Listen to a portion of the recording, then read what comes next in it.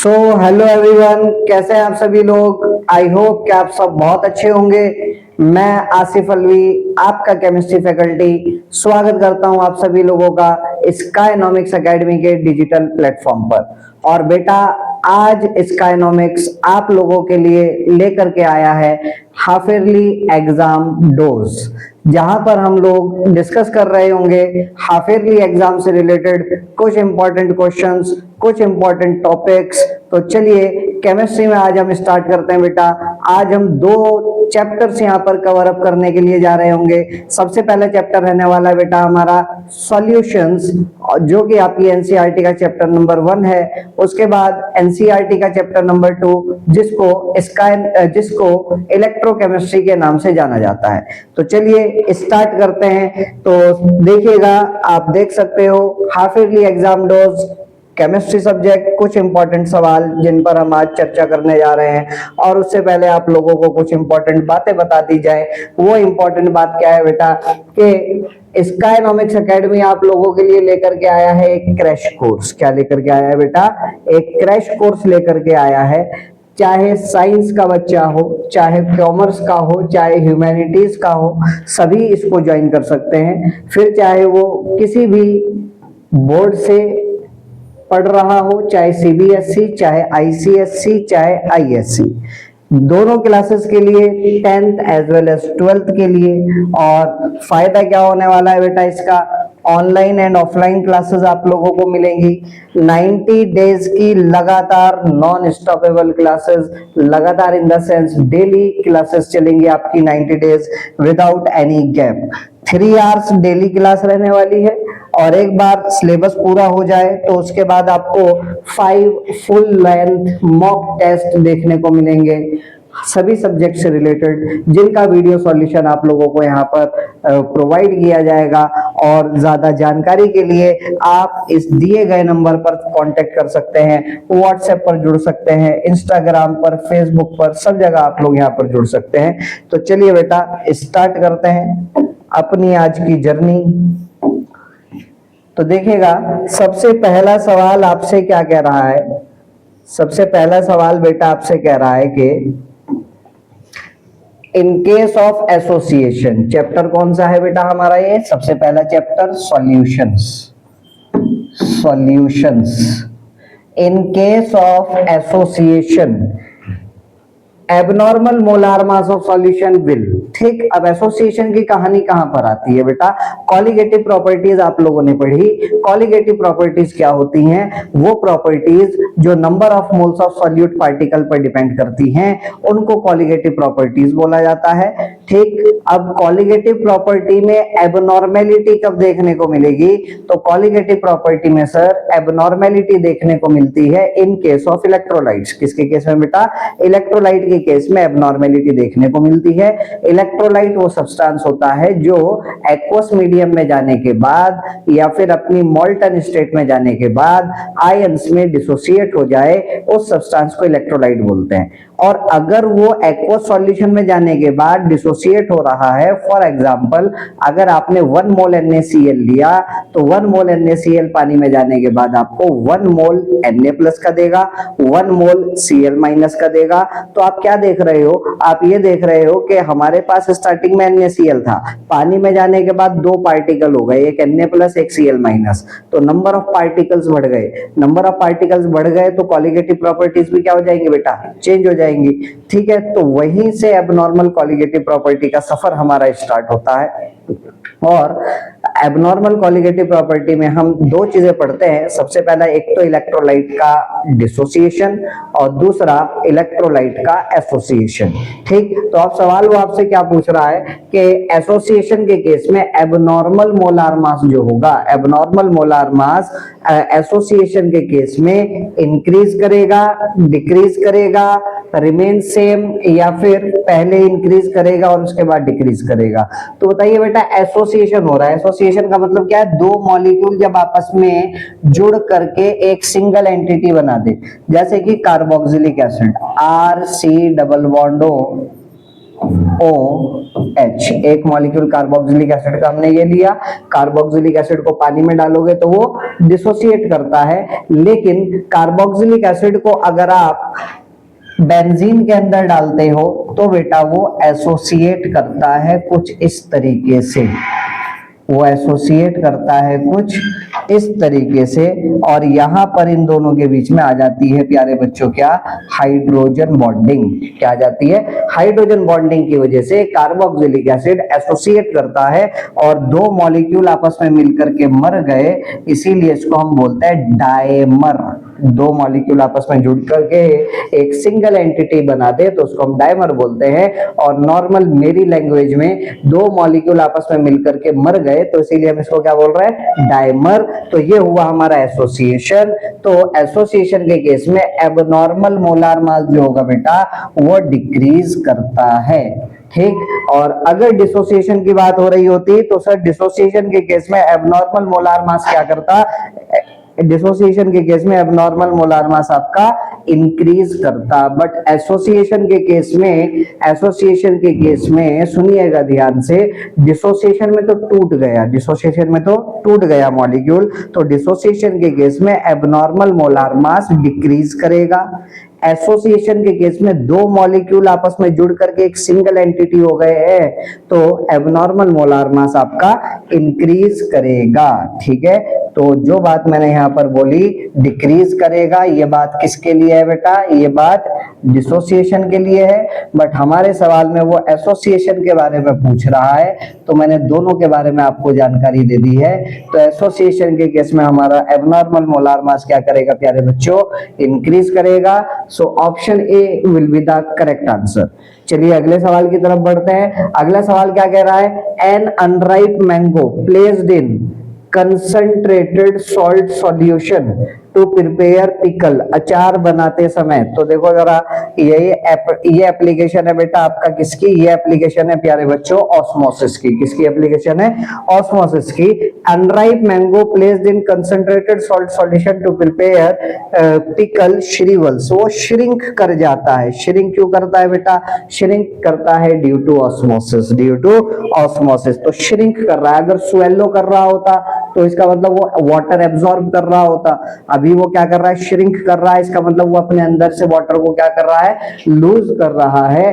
तो it gains water, ये option तो हमारा कैंसिल आउट हो जाएगा, ठीक है। इट गेन्स वाटर, ये ऑप्शन भी कैंसिल आउट हो जाएगा।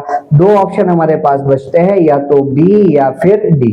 पहला क्या कह रहा है बी वाला, it loses water due to reverse osmosis. नहीं सर, यहाँ रिवर्स ऑस्मोसिस नहीं होती, यहाँ सिंपली ऑस्मोसिस होती है। तो option D will be the correct option, ठीक। चलिए आगे बढ़ते हैं। नेक्स्ट देखिएगा, क्वेश्चन नंबर 3 क्या कह रहा है, क्वेश्चन नंबर 3 कह रहा है कि give reason on mixing liquid A and liquid B volume of resultant solution decreases. Solution X और सॉल्यूशन Y को जब मैंने आपस में मिलाया, ठीक है, लिक्विड X और लिक्विड Y को मैंने आपस में मिलाया तो मेरा बना सॉल्यूशन। लिक्विड X और लिक्विड Y को मैंने आपस में मिलाया बेटा तो क्या बना, सॉल्यूशन बना, ठीक। तो वो कह रहा है कि जो सॉल्यूशन बना उसकी रिजल्टेंट वॉल्यूम डिक्रीज कर रही है, मतलब डेल्टा मिक्सिंग भी यहाँ पर क्या आ रहा है बेटा, डेल्टा मिक्सिंग भी यहाँ पर आ रहा है लेस देन 0। डेल्टा मिक्सिंग भी क्या आ रहा है, 0, लेस देन 0। अगर डेल्टा मिक्सिंग भी 0 के बराबर होता तो हम बोलते हैं आइडियल सॉल्यूशन, ठीक। फिलहाल डेल्टा मिक्सिंग भी 0 के बराबर नहीं है तो हम बोलेंगे ये नॉन आइडियल सॉल्यूशन है। अब नॉन आइडियल सॉल्यूशन भी बेटा दो तरीके के होते थे, एक solution showing positive deviation from Raoult's law, एक solution showing negative deviation from Raoult's law. तो यहाँ पर रिजल्टेंट वॉल्यूम डिक्रीज कर रही है, इसका मतलब this solution is showing negative deviation, this solution is showing negative deviation from Raoult's law. This solution is showing negative deviation from Raoult's law, ठीक है। तो वो आपसे यही पूछ रहा है what type of deviation from Raoult's law is shown by the resulting solution। तो the resulting solution will show negative deviation from Raoult's law। अगला क्या कह रहा है, what change in temperature would you observe after mixing liquid X and Y। ठीक है। Liquid x और Y को मिलाने पर टेम्परेचर में क्या चेंज देखने को मिलेगा, तो देखिए सॉल्यूशन आपका नेगेटिव डेविएशन दिखा रहा है रॉल्स लॉ से, तो इसके लिए डेल्टा मिक्सिंग एच भी क्या होता है बेटा, इसके लिए डेल्टा मिक्सिंग एच भी लेस देन 0 होता है। और अगर डेल्टा मिक्सिंग एच आपका लेस देन 0 है, इसका मतलब प्रोसेस कैसा है आपका, प्रोसेस आपका एंडोथर्मिक है। प्रोसेस कैसा है बेटा, delta mixing H less than 0 endothermic होता है कि एक्सोथर्मिक होता है, बताइए मुझे। मेरी बातों का यकीन मत कीजिएगा, मैं कुछ भी लिख रहा हूँ यहाँ पर, मैं आपकी नॉलेज चेक करना चाह रहा हूँ, ठीक है। तो delta mixing H less than 0 endothermic या एक्सोथर्मिक, बताइए मुझे, एम आई करेक्ट और रॉन्ग? नहीं sir, I am wrong, I am wrong. Delta mixing H less than 0 मतलब डेल्टा मिक्सिंग एच नेगेटिव है, और नेगेटिव किसके लिए होता है बेटा, नेगेटिव होता है एक्सोथर्मिक के लिए। Delta mixing H less than 0 मतलब डेल्टा मिक्सिंग एच नेगेटिव, तो आपका डिसोल्यूशन प्रोसेस कैसा है, आपका डिसोल्यूशन प्रोसेस एक्सोथर्मिक नेचर का है। किस नेचर का है बेटा, आपका डिसोल्यूशन प्रोसेस एक्सोथर्मिक नेचर का है। तो वो आपसे यही पूछना चाह रहा है कि बताइए टेम्परेचर में क्या चेंज होगा। अब भैया डिसोल्यूशन प्रोसेस एक्सोथर्मिक है, इसका मतलब हीट एनर्जी वहां से रिलीज हो रही है, हीट एनर्जी रिलीज हो रही है, तो टेम्परेचर क्या करेगा बेटा, हम बोलेंगे temperature will increase, temperature will increase. Clear हो गई बात अच्छे से? याद रखना है क्या, वो गलती नहीं करनी जो अभी अभी मैं आप लोगों से करवा रहा था। डेल्टा एच लेस देन 0 मतलब नेगेटिव, किसके लिए, एक्सोथर्मिक के लिए। डेल्टा एच ग्रेटर देन 0 मतलब डेल्टा एच इज पॉजिटिव, किसके लिए, एंडो के लिए, ठीक है। तो इस गलती से बचना है और ये बात हम लोगों को याद रखनी है। चलिए आगे बढ़ते हैं। अगला सवाल देखिए, डिफाइन एजियोट्रॉप्स। एजियोट्रॉप क्या होते हैं, एजियोट्रॉप किनको बोलते हैं? तो एजियोट्रॉप बेटा बाइनरी मिक्सचर है, बाइनरी सॉल्यूशन है दो कंपोनेंट का, जो एक कांस्टेंट बॉइलिंग पॉइंट पर बॉइल होता है, जिसका एक कांस्टेंट बॉइलिंग पॉइंट होता है। एजियोट्रॉपिक मिक्सचर क्या है, it is a binary mixture of two liquids which boils at constant temperature, that is it has same boiling point. ठीक, बॉइलिंग पॉइंट सेम हो गया। और लिक्विड फेज में और वेपर फेज में दोनों का मोल फ्रैक्शन बराबर होता है।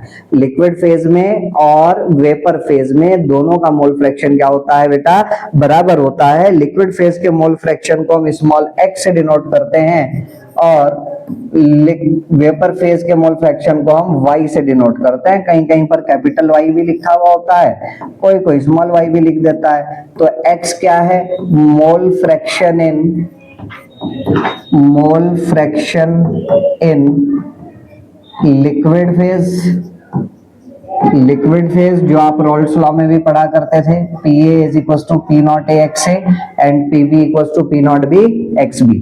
Y क्या है, mole fraction in vapour phase. Y क्या है, mole fraction in vapour phase. ठीक, तो एजियोट्रॉपिक मिक्सचर के बारे में मैंने क्या बताया, एक कांस्टेंट बॉइलिंग मिक्सचर होता है, कांस्टेंट बॉइलिंग पॉइंट होता है, और लिक्विड फेज में और वेपर फेज में कंपोजिशन सेम होता है। मतलब लिक्विड फेज में और वेपर फेज में दोनों में मोल फ्रैक्शन क्या होगा बेटा, बराबर होगा।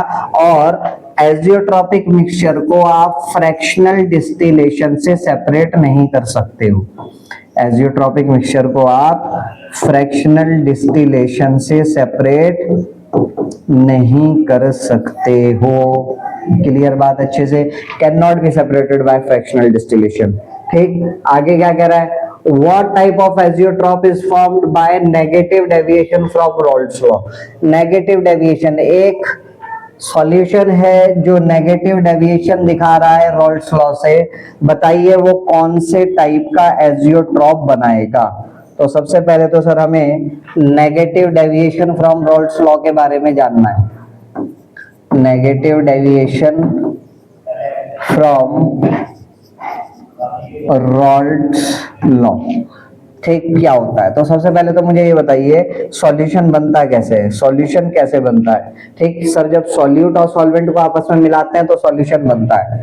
ठीक, तो जब हम सॉल्वेंट के अंदर सॉल्यूट को ऐड करते हैं तो सॉल्यूशन बनता है, ठीक।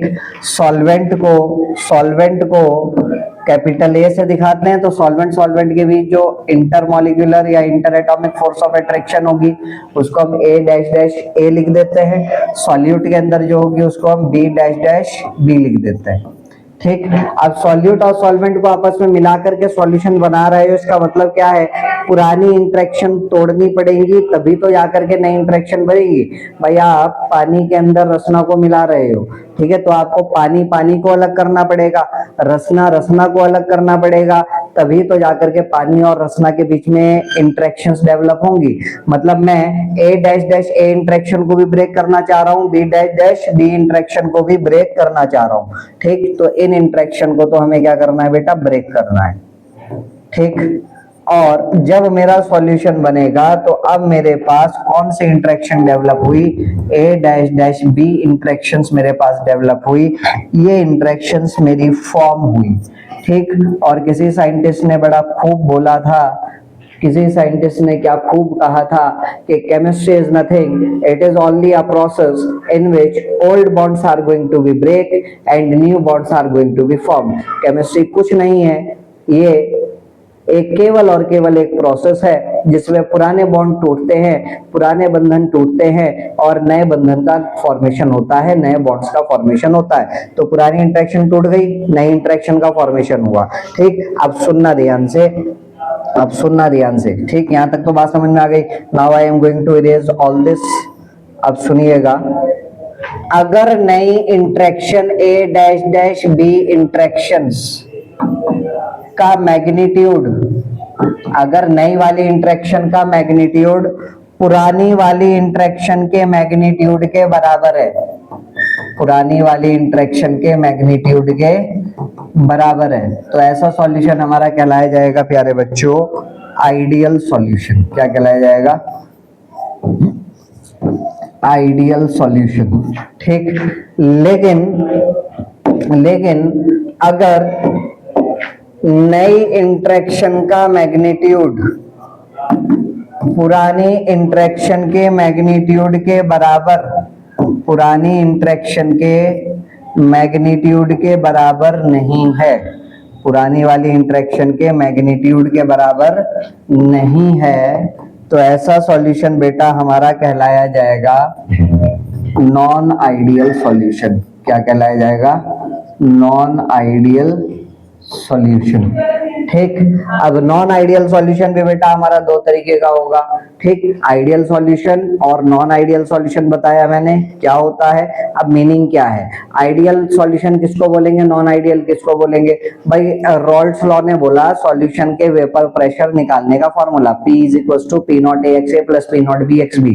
सपोज करो उस फॉर्मूले से जो आपने वेपर प्रेशर कैलकुलेट करा सॉल्यूशन का वो आ रहा है 500 mm ऑफ मरकरी, उसको बोलेंगे कैलकुलेटेड वेपर प्रेशर। क्या बोलेंगे, कैलकुलेटेड वेपर प्रेशर। फिर आप गए लेबोरेटरी में जाकर के आपने वेपर प्रेशर निकाला।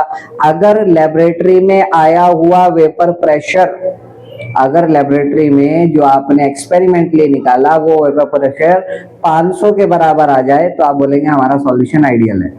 लेकिन अगर लेबोरेटरी में निकाला गया वेपर प्रेशर और जो रॉल्ड्स लॉ के फॉर्मूले से निकाला गया वेपर प्रेशर दोनों आपस में मैच नहीं कर रहे हैं तो हम बोलेंगे हमारा सॉल्यूशन नॉन आइडियल सॉल्यूशन है, ठीक। अब दो सिचुएशन हो सकती हैं बेटा, वो दो सिचुएशन क्या हो सकती हैं, वो दो सिचुएशन ये हो सकती हैं कि हेनरी साहब के फॉर्मूले से हमने सॉल्यूशन का वेपर प्रेशर निकाला था कितना, 500। कितना निकाला था, 500, ठीक। उसको बोलेंगे कैलकुलेटेड वेपर प्रेशर। क्या बोलेंगे, कैलकुलेटेड वेपर प्रेशर। लेकिन फिर मैं लेबोरेटरी में गया, लेबोरेटरी में मैंने जाकर के देखा एक बार वेपर प्रेशर आया 400 और एक बार वेपर प्रेशर आया 600, तो उसको बोला जाएगा ऑब्जर्व्ड वेपर प्रेशर, जो आपने लेबोरेटरी में जाकर के ऑब्जर्व किया। अगर लेबोरेटरी में ऑब्जर्व किया गया vapour pressure calculated vapour pressure के बराबर आ जाता तो हम बोलते हैं हमारा सॉल्यूशन आइडियल है। लेकिन अगर बराबर नहीं आ रहा है तो हम बोलेंगे हमारा सॉल्यूशन नॉन आइडियल है। अब नॉन आइडियल है तो वहां पे भी दो केस डेवलप हो सकते हैं, या तो लेबोरेटरी में जो वेपर प्रेशर आया वो 500 से ज्यादा आएगा या फिर 500 से कम आएगा। अगर ऑब्जर्व्ड वेपर प्रेशर अगर observed vapour pressure P observe जो है वो P कैलकुलेटेड से ज्यादा आ रहा है, पहला केस। दूसरा case, observed vapour pressure calculated vapour pressure से कम आ रहा है। ठीक, तो अब बताइए मुझे पहले वाले को क्या बोलेंगे? अगर observed vapour pressure calculated vapour pressure से ज्यादा आ रहा है, मतलब जो लेबोरेटरी में आपने ऑब्जर्व किया उसकी वैल्यू ज्यादा है और रॉल्ट साहब के फॉर्मूले से जो निकाला उसकी वैल्यू कम है, तो हम बोलेंगे our solution is showing positive deviation from Raoult's law. Our solution is showing positive deviation from Raoult's law.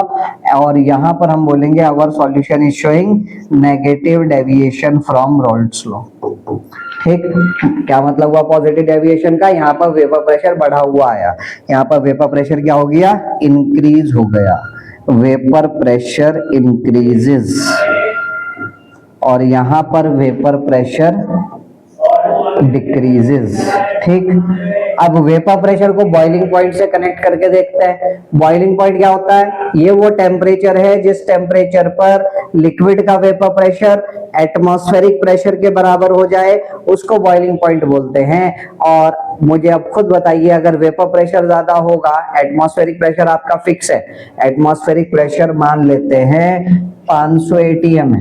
Atmospheric pressure कितना है? 500 एटीएम। एक मेरे पास लिक्विड ए है और एक मेरे पास लिक्विड बी है। लिक्विड ए का वेपर प्रेशर है 200 और लिक्विड बी का है 300। अब लिक्विड ए को गर्म करना स्टार्ट करो। जब गर्म करना स्टार्ट करोगे तो लिक्विड ए का वेपर प्रेशर बढ़ना चालू होगा। बढ़ते बढ़ते बढ़ते बढ़ते जब वो 500 के बराबर होगा तब लिक्विड ए बॉईल होना स्टार्ट होगा। सिमिलरली लिक्विड बी को बॉईल करना, गर्म करना स्टार्ट करो। ठीक, 300 से बढ़ते बढ़ते बढ़ते बढ़ते जब 500 के बराबर पहुंचेगा तब लिक्विड बी आपका बॉईल होना स्टार्ट हो जाएगा। अब मुझे खुद बताओ, 200 को 500 तक पहुंचाने में ज्यादा मेहनत की रिक्वायरमेंट होगी या 300 को 500 तक पहुंचाने में? ठीक, समझ आ रही है बात? आप कहोगे सर 300 को 500 तक पहुंचाने में ज्यादा मेहनत करनी पड़ेगी या कम? सर 300 को 500 तक पहुंचाने में कम मेहनत करनी पड़ेगी और 200 को 500 तक पहुंचाने में ज्यादा मेहनत करनी पड़ेगी। इसीलिए जिसका वेपर प्रेशर कम है उसका बॉइलिंग पॉइंट ज्यादा होगा, जिसका वेपर प्रेशर ज्यादा है उसका बॉइलिंग पॉइंट कम होगा। क्लियर हो गई बात? ठीक है, तो इसका मतलब मैं यहाँ पर एक बात जान गया। और वो क्या बात जान गया बेटा? मैंने यहाँ पर ये बात जानी कि वेपर प्रेशर और बॉइलिंग पॉइंट आपस में इनवर्सली प्रोपोर्शनल होते हैं। वेपर प्रेशर, या फिर मैं यहाँ पर बॉइलिंग पॉइंट लिखता हूँ, boiling point is inversely proportional to vapour pressure. Vapour pressure ज्यादा होगा तो बॉइलिंग पॉइंट कम होगा और वेपर प्रेशर कम होगा तो बॉइलिंग पॉइंट ज्यादा होगा। अब देखिएगा वो आपसे कह रहा है कि what type of azeotrope is formed by negative deviation. अब नेगेटिव डेविएशन में क्या होगा भाई? नेगेटिव डेविएशन मतलब कौन सा वाला? पकड़ो जल्दी से, कौन सा वाला नेगेटिव डेविएशन? सर ये वाला नेगेटिव डेविएशन। यहाँ पर ऑब्जर्व्ड वेपर प्रेशर कम हो गया, वेपर प्रेशर कम हो गया तो बॉइलिंग पॉइंट बढ़ जाएगा। यहाँ पर वेपर प्रेशर कम हो गया, वेपर प्रेशर कम हो गया तो बॉइलिंग पॉइंट बढ़ जाएगा और बॉइलिंग पॉइंट बढ़ा तो यहाँ पर हमारा बनेगा प्यारे बच्चों मैक्सिमम बॉइलिंग एजियोट्रॉप। क्या बनेगा? Maximum boiling azeotrope. और आगे शायद वो एग्जाम्पल भी पूछ रहा है कि मैक्सिमम बॉइलिंग एजियोट्रॉप का एक एग्जाम्पल बता दीजिए। तो मैक्सिमम बॉइलिंग एजियोट्रॉप का क्या एग्जाम्पल होगा बेटा? 68% HNO3 बाय मास, मतलब 68% HNO3 W bye W। Clear हो गई बात अच्छे से? ठीक, चलिए एनसीईआरटी में एग्जांपल्स लिखे हुए हैं मैक्सिमम बॉइलिंग एजियोट्रॉप का भी as well as minimum boiling azeotrope का भी। वो एग्जांपल आप लोगों को याद रखने। चलो अगले सवाल की तरफ बढ़ते हैं। न्यूमेरिकल है हमारा, a solution of glucose. Solution करते हैं हम इस न्यूमेरिकल का। A solution of glucose molar mass. Glucose का मोलार मास दे दिया भाई, मोलार मास ऑफ सॉल्यूट। पक्की बात है सॉल्यूट ही होगा ग्लूकोज। 180 ग्राम पर मोल मोलार मास है इसका। ठीक, in water has a boiling point. ये बॉइलिंग पॉइंट किसका दिया बेटा? सॉल्यूशन का। ये दे दिया TB 100.20 degree Celsius. Calculate the freezing point of same solution. Same solution का फ्रीजिंग पॉइंट निकालना है आपको। ठीक, molal constant for water KF और KB दोनों की वैल्यू दी हुई है।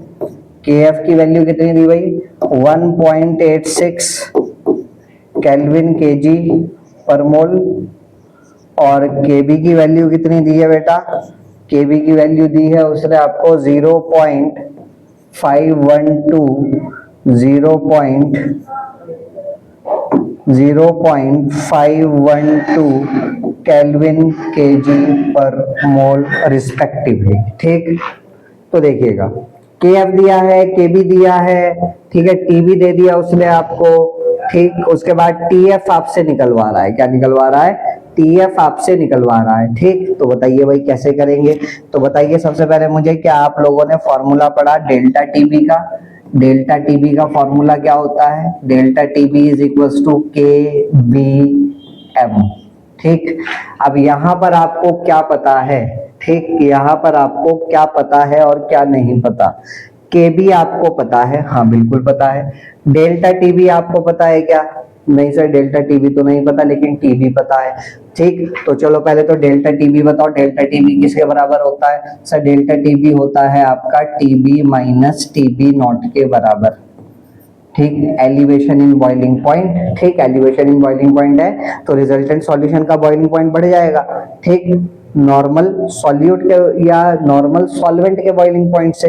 ठीक, तो ये तो सॉल्वेंट का बॉइलिंग पॉइंट है जिसकी वैल्यू कम है, और ये सॉल्यूशन का बॉइलिंग पॉइंट है।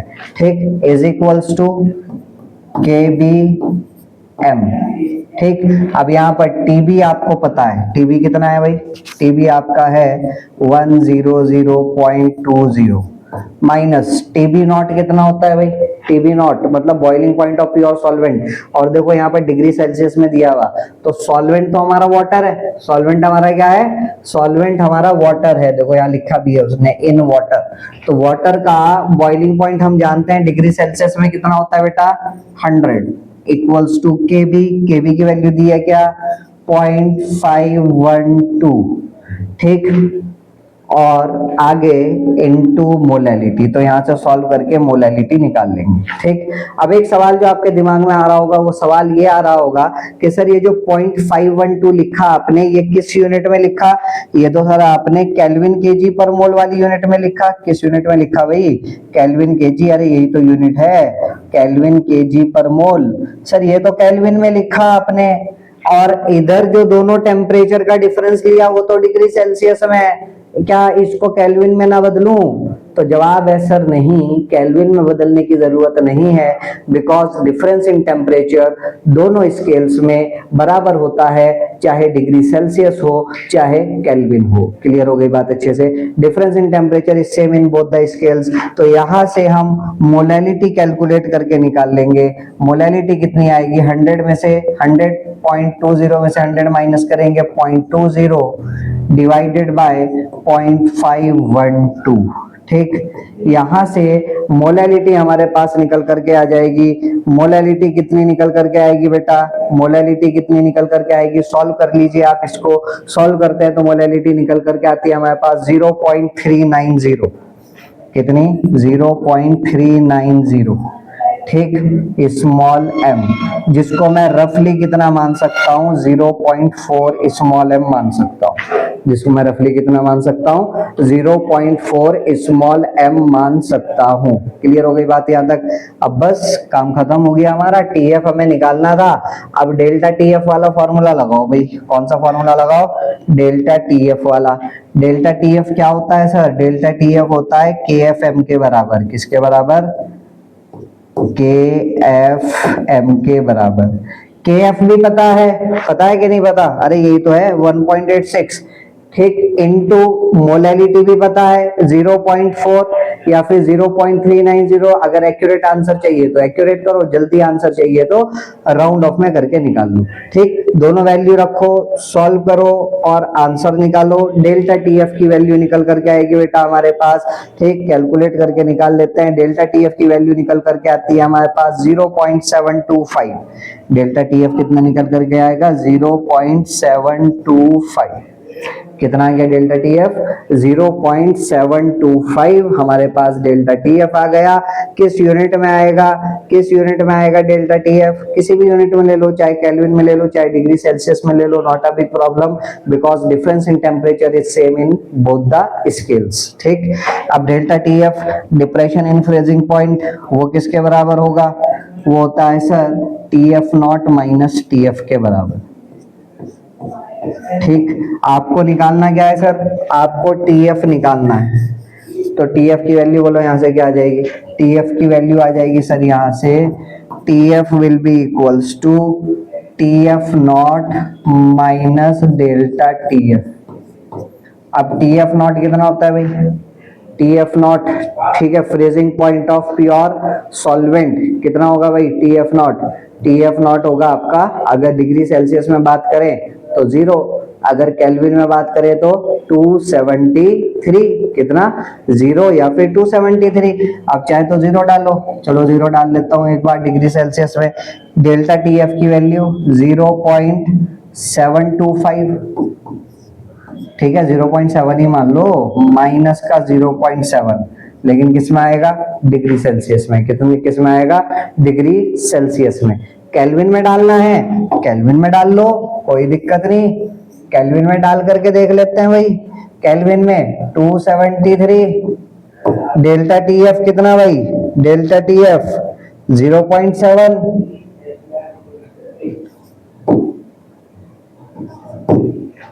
ठीक, बोलो सही कर रहा हूं कि नहीं।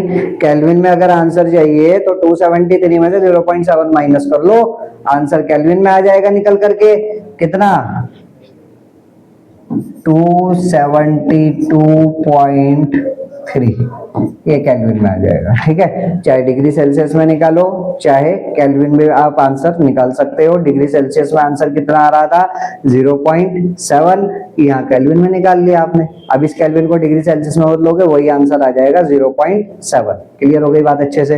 तो अच्छे लेवल का सवाल था, बढ़िया सवाल था। चलिए आगे बढ़ते हैं, अगला सवाल देखते हैं। अगला क्या कह रहा है, अगला कह रहा है for an electrolyte undergoing association in a solvent, एक इलेक्ट्रोलाइट है विच इज अंडरगोइंग एसोसिएशन, तो वेंट हॉफ फैक्टर जिसको हम स्मॉल आई से दिखाते हैं, तो देखेगा बेटा आई की वैल्यू 1 भी होती है, आई की वैल्यू 1 से बड़ी भी होती है और आई की वैल्यू 1 से छोटी भी होती है।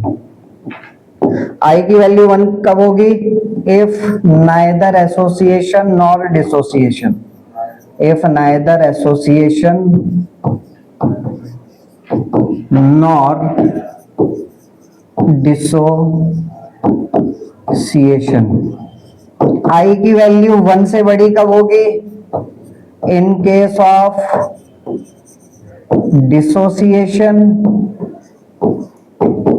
इन केस ऑफ डिसोसिएशन, और आई की वैल्यू 1 से छोटी कब होगी, in case of association. Clear बात अच्छे से, आई की वैल्यू 1 से बड़ी होगी इन केस ऑफ डिसोसिएशन, 1 से छोटी होगी इन केस ऑफ एसोसिएशन। ठीक, तो बताइए जरा, for an electrolyte undergoing association, event of factor की वैल्यू, एसोसिएशन आई की value is always less than 1, तो क्वेश्चन नंबर 6 का आंसर बेटा हमारा क्या हो जाएगा, 6 का आंसर हो जाएगा बेटा हमारा डी, 6 का आंसर क्या हो जाएगा हमारा, डी हो जाएगा। क्लियर हो गई बात अच्छे से। चलिए आगे बढ़ते हैं, अगला सवाल देखते हैं। अगला सवाल क्या कह रहा है भाई, तो देखिएगा ये असर्शन एंड रीजनिंग का सवाल है। किसका सवाल है, असर्शन एंड रीजनिंग का सवाल है। और असर्शन और रीजनिंग आपसे क्या कह रहा है कि देखिए पहला ऑप्शन अगर हम यहाँ पर देखें, ठीक, यहाँ पर ऑप्शन ए में कह रहा है, ऑप्शन ए आपका करेक्ट होगा अगर दोनों असर्शन और रीजन सही है, और reason is the correct explanation of assertion. Option B, assertion और रीजन दोनों करेक्ट है but reason is not the correct explanation of assertion. और ऑप्शन सी, असर्शन सही रीजन गलत, और ऑप्शन डी, असर्शन गलत रीजन सही। चलिए सवाल पढ़ते हैं। असर्शन क्या कह रहा है, when NaCl is added to water a depression in freezing point is observed। NaCl क्या है भाई, NaCl हमारा एक नॉन वॉलेटाइल सॉल्यूट है। NaCl क्या है, नॉन वॉलेटाइल सॉल्यूट। और जब भी नॉन वॉलेटाइल सॉल्यूट किसी सॉल्वेंट में ऐड किया जाता है then there is always depression in freezing point, हमेशा फ्रीजिंग पॉइंट में डिप्रेशन देखने को मिलता है। तो असर्शन तो सही है भाई, रीजन क्या कह रहा है, NaCl undergoes dissociation in water, ये बात भी सही है। NaCl डिसोसिएट तो होता है पानी में जाने के बाद, Na पॉजिटिव में और Cl नेगेटिव में, तो रीजन भी सही है। But reason is not the correct explanation of assertion, reason तो सही है बट असर्शन को करेक्टली एक्सप्लेन नहीं कर पा रहा है। तो कौन सा ऑप्शन करेक्ट हो जाएगा हमारा, कौन सा करेक्ट हो जाएगा, B option, both assertion and reason are true but reason is not the correct explanation of assertion. Option number B हमारा यहाँ पर करेक्ट हो जाएगा। क्लियर हो गई बात अच्छे से, ठीक। असर्शन भी सही है, रीजन भी सही है, but reason is not the correct explanation of assertion, ठीक। अब क्वेश्चन नंबर 3 देखते हैं। क्वेश्चन नंबर, नेक्स्ट क्वेश्चन हमारा क्या कह रहा है, कौन सा सवाल है भाई हमारा, ये 7 के बाद नेक्स्ट सवाल question number 8। At same temperature carbon dioxide is more soluble in water than oxygen. और सॉल्युबिलिटी का ऑर्डर बता रहा है, किसका ऑर्डर बता रहा है, सॉल्युबिलिटी का। कार्बन डाइऑक्साइड की सॉल्युबिलिटी ज्यादा है और ऑक्सीजन की सॉल्युबिलिटी कम है, ठीक। हेनरीज लॉ याद करो, हेनरीज लॉ क्या कहता है, P is equals to KHX, ठीक। तो अगर मैं प्रेशर कांस्टेंट कर दूं तो कांस्टेंट प्रेशर पर KH किसके बराबर आएगा, 1/x के। इसका मतलब दोनों इनवर्सली प्रोपोर्शनल है। अगर KH की वैल्यू ज्यादा होगी, KH की वैल्यू ज्यादा होगी तो सॉल्युबिलिटी की वैल्यू क्या होगी भाई, कम होगी। KH की वैल्यू ज्यादा होगी तो सॉल्युबिलिटी की वैल्यू क्या होगी, कम होगी, ठीक है। तो वो कह रहा है कार्बन डाइऑक्साइड मोर सॉल्युबल है, मतलब उसकी सॉल्युबिलिटी ज्यादा है then oxygen, which one of them will have higher value of KH।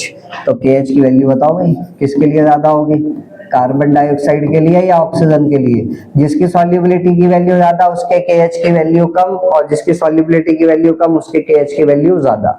बस इतनी सी एप्लीकेशन पार्ट हमारा ये था, जो ये जानना चाहता है आपसे कि हेनरीज लॉ क्या कहता है और हेनरीज लॉ का सिग्निफिकेंस क्या है। ये कब होगा, at constant pressure, at constant pressure. Clear हो गई बात अच्छे से।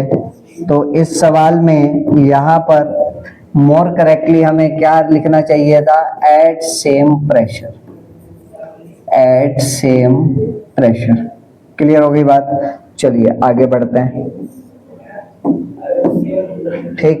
आगे क्या कह रहा है, 1 molal aqua solution of an electrolyte. 1 molal, 1 molal का मतलब क्या है, मोलैलिटी कितनी दे दी बेटा, 1 molal aqua solution of an electrolyte. Electrolyte का नाम क्या दिया बेटा, इलेक्ट्रोलाइट का नाम दिया उसने आपको A2B। क्या नाम दिया, A2B, ठीक है। A2B3 is 60% आयोनाइज्ड, 60% आयोनाइज है तो अल्फा की वैल्यू कितनी हो जाएगी, 60/100, अल्फा की वैल्यू हो जाएगी 0.6, ठीक। Calculate the boiling point of solution, मतलब TB आपको निकालना है। Given KB of water, water का KB 0.52 केल्विन kg पर मोल, ठीक। आपको TB की वैल्यू निकालनी है, मोलैलिटी दिया है 1 है, अल्फा भी आपको पता चल गया, ठीक है। तो यहाँ पर आपका क्या फॉर्मूला लगेगा, डेल्टा TB इक्वल्स टू, अब देखो जरा अल्फा की बात हो गई है तो इसका मतलब एबनॉर्मल कॉलिगेटिव प्रॉपर्टी की बात हो रही है। डेल्टा TB का फॉर्मूला हमने पढ़ा था KBM, but abnormal colligative properties में यहाँ पर वेंट ऑफ फैक्टर से भी मल्टीप्लाई करना पड़ेगा, I से मल्टीप्लाई करना पड़ेगा। Delta TB equals to IKBM, delta TB equals to I into KBM, ठीक। अब I की वैल्यू कहाँ से निकालें सर, I की वैल्यू कहाँ से निकाले, तो देखो अल्फा दिया है उसने, ठीक। और 1 molal aqua solution electrolyte A2B3 ionize हो रहा है, मतलब एसोसिएशन हो रहा है कि डिसोसिएशन, डिसोसिएशन हो रहा है। अल्फा का फॉर्मूला डिसोसिएशन के लिए क्या होता था, अल्फा का फॉर्मूला डिसोसिएशन के लिए होता था अल्फा इक्वल्स टू I-1/n-1, ठीक।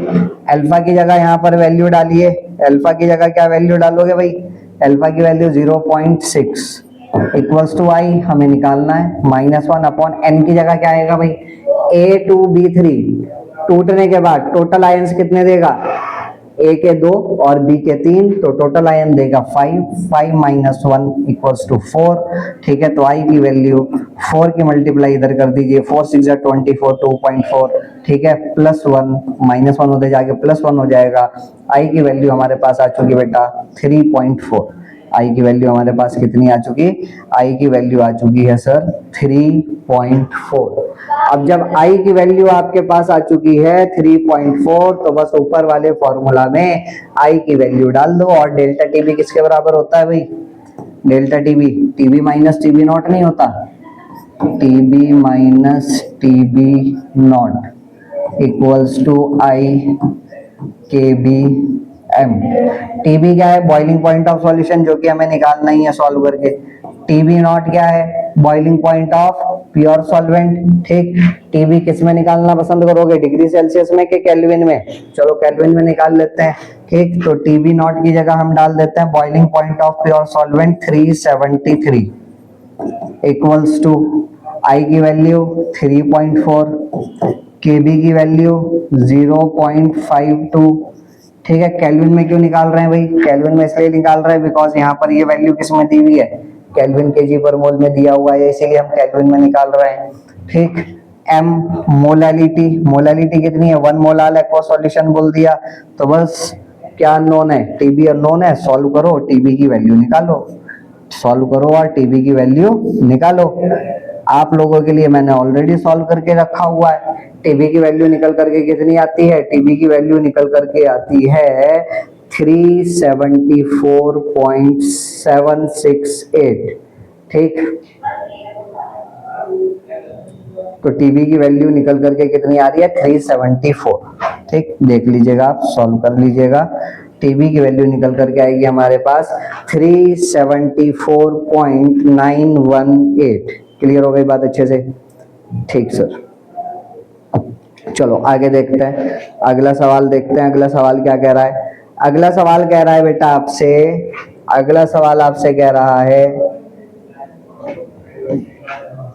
The vapour pressure of A and B at 25 degree Celsius is इतना एंड इतना। वेपर प्रेशर ए और बी का मतलब पी नॉट ए दिया उसने और पी नॉट बी दिया उसने। वेपर प्रेशर ए और बी का 25 डिग्री सेल्सियस पर 75 और 25, 75 mm ऑफ मरकरी और 25 mm of mercury. If A and B are mixed such that the mole fraction of A in the mixture is 0.4, मतलब x A दे दिया उसने 0.4, तो x B कितना होगा? 1 minus 0.4, 0.6। Calculate mole fraction of be in vapour phase, मतलब Y B आपको निकालना है। क्लियर? अब सॉल्यूशन का वेपर प्रेशर निकालना पड़ेगा। पहले तो हेनरी रोल्स लॉ लगा करके P is equal to P not A X A plus P not B X B. अब यहाँ पर भी मैं आप लोगों को बता दूं, मुझे बताइए किसका मोल फ्रैक्शन ज्यादा है? सर बी का मोल फ्रैक्शन ज्यादा है। बी का मोल फ्रैक्शन ज्यादा है तो सॉल्यूशन का वेपर प्रेशर, पहले तो मुझे 75 और 25 का एवरेज बताओ कितना आएगा? 50 आएगा। ठीक, अब मोल फ्रैक्शन किसका ज्यादा है? बी वाले का ज्यादा है। इसका मतलब मेरा जो सॉल्यूशन का वेपर प्रेशर होगा वो 50 से ज्यादा होगा और 50 से ज्यादा होगा और किसका मोल फ्रैक्शन ज्यादा है? सॉरी, बी का ज्यादा है। तो बी वाले के नजदीक लाई करेगा, 50 से कम होगा, 50 से कम होगा और 25 से ज्यादा होगा, 50 से कम होगा और 25 से ज्यादा होगा। निकाल करके देख लेते हैं एक बार, फॉर्मूला लगा लो, P is equal to P not A X A plus P not B X B. तो पी नॉट ए कितना है भाई? P not A 75, X A कितना है? 0.4 प्लस पी नॉट बी कितना है? 25, एक्स बी कितना है? 0.6। सॉल्व कर लीजिए आप इसको। ठीक है, तो कितना आएगा भाई? 0.4, 4 की मल्टीप्लाई करो, 4 5 20, कैरी ओवर 2, 4 7 28, 28 और 2 30 और पॉइंट लगाओगे तो ये बन गया 30। ठीक, 25 की 6 में मल्टीप्लाई, 25 चौका 100 और 25 6 150, डेसिमल एक डिजिट से पहले आ रहा है। ठीक, आप देख सकते हो कितना आ गया? 45 mm। और मैंने बोला ही था 50 से कम और 25 से ज्यादा। ठीक, पी आ चुका है हमारे पास वाई बी आपसे निकलवा रहा है, वाई बी क्या होगा भाई, P not A X B, Y B क्या होगा, P not B X B, P not B X B divided by total vapour pressure of solution. P not B X B मतलब वो, ठीक, 15 आ रहा है, उसका आंसर कितना आ रहा है, 15 अपॉन 45, ठीक है, कितना आ गया 1/3, 1/3 का मतलब 0.33। क्लियर हो गई बात अच्छे से, ठीक सर, अच्छे से क्लियर हुआ। चलिए आगे बढ़ते हैं, अगला सवाल देखते हैं, अगला सवाल क्या कह रहा है। अगला सवाल वो आपसे कह रहा है कि define colligative properties. Colligative properties क्या होती हैं? कॉलिगेटिव प्रॉपर्टीज सर वो प्रॉपर्टीज होती हैं जो number of moles of solute particle पर डिपेंड करे, और colligative property generally directly proportional to molality होती है। मोलैलिटी का फॉर्मूला क्या होता है, number of moles of solute upon weight of solvent in K G. इसका मतलब कॉलिगेटिव प्रॉपर्टीज वो प्रॉपर्टीज होती हैं जो number of moles of solute particles पर डिपेंड करे, ना कि उनके नेचर पर, ना कि उनके नेचर पर। फिर आगे क्या कह रहा है, आगे कह रहा है कि which colligative property is preferred for the molar mass determination of macromolecules. Macromolecules यहाँ क्या होते हैं भाई, बहुत बड़े बड़े मॉलिक्यूल्स। तो आप यहाँ पर देखिए नंबर ऑफ मोल्स का formula mass upon molecular mass, इसका मतलब colligative property molecular mass of solute के इनवर्सली प्रोपोर्शनल। इसका मतलब मैक्रो मॉलिक्यूल्स के या मॉलिक्यूलर मास ज्यादा होगा तो उनकी कॉलिगेटिव प्रॉपर्टी की वैल्यू बहुत कम निकल करके आएगी।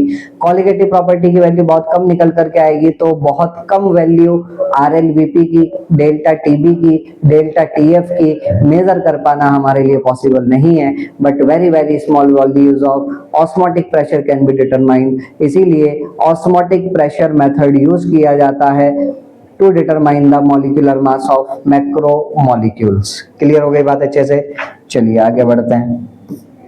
आगे अगला सवाल क्या कह रहा है, अगला सवाल देखिए, why are equimolar solution of sodium chloride and glucose not isotonic।